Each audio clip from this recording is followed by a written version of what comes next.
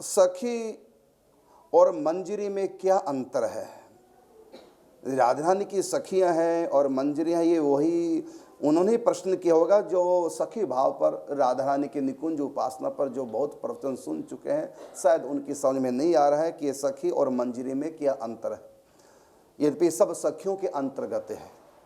जैसे स्त्रियों में बालिका भी होती हैं, पत्नी भी होती है, पुत्री भी होती है, और माँ भी होती है, बेटी भी होती है, बुआ, नानी, चाची, सबको एक ही शब्द में कहेंगे क्या? महिलाएं या नारी। इसी प्रकार मंजरियाँ हैं, सुंदरियाँ हैं, ये सब लीला भेद से थोड़ा अंतर है। वैसे सब की सब राधा रानी की सखी हैं, सब अंतरंग स्वरूप है उनकी, उन्हीं का रूप है, महाभाव रूपणी है। लेकिन आप लोगों ने अंतर पूछा तो अंतर लीलागत है, सेवा में थोड़ा सा अंतर है। और वैसे तो सबका बराबर अधिकार है, सब राधा रानी से प्रेम रखती हैं। राधा रानी सबके रोम रोम में सखियों की बसी होती हैं। राधा रानी तो उनके लिए अमृत है, अमृत संजीवनी बूटी है। उनके बिना तो एक पल भी कोई सखी, मंजरी, सहचरी है ना, और नहीं रह सकती। लेकिन फिर भी आप लोगों ने अंतर पूछा तो थोड़ा सा लीलागत भेद है। वो क्या भेद है? हमारे बाल संत राधाश्रम जी बताएंगे कि सखी और मंजरी में क्या अंतर है। समानता नहीं पूछी, अंतर पूछी। सबसे पहले मैं अपने गुरुदेव भगवान के चरणों में प्रणाम निवेदन करता हूँ। जैसा कि महाराज जी लिखे हैं, जो श्यामा सो श्याम है, सोई सखी और धाम, रस के रूप अनेक है, बिलसत आठ हो याम। और यहाँ तो ठाकुर जी श्री जी में भी अंतर नहीं है। फिर सखिया और मंजरिया में कैसे अंतर हो सकता है? बहुत अच्छा। तो तत्व से तो एक ही है, सखिया, मंजरिया, ठाकुर जी, धाम सब एक ही है। लेकिन अंतर क्या है? तो अंतर बस लीलागत अंतर है। जो मंजरियां हैं उनकी अवस्था जो है 8 से 10 वर्ष की है, और सखियां जो 12 से 14 वर्ष की अवस्था की होती है।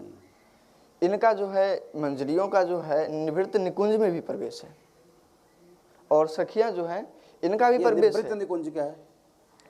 निवृत्त निकुंज 3 प्रकार के निकुंज है वहाँ। कुंज, निकुंज और निवृत्त निकुंज।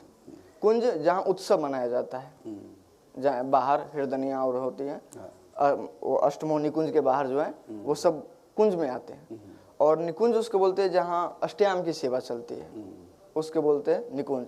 मंगला, शयन, ये सब जहाँ स्नान सिंगार राजभोग।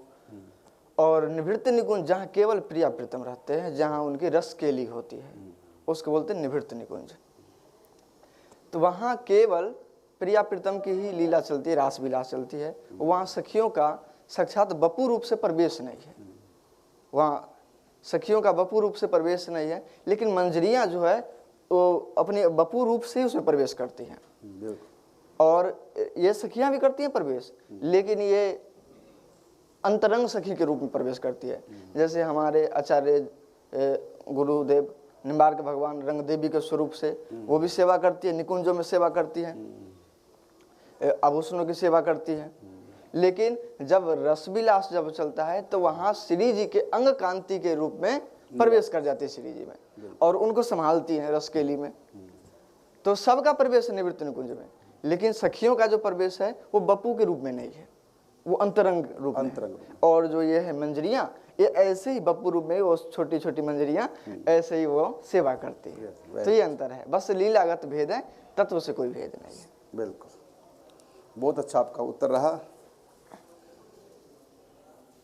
जब आप बोलते हैं तो मुझको ये लगता है उस समय कि मैं ही बोल रहा हूँ। सब आपका ही बच्चा है। मैं अपनी परीक्षा करता हूँ कि मैंने अब तक अपने साधकों को क्या क्या सिखाया और कितना वो समझे, कितना मैं समझा पाया। ये परीक्षा मैं अपनी लेता हूँ कि मैंने अपने साधकों को कितना समझाया और कितना ये समझ पाए।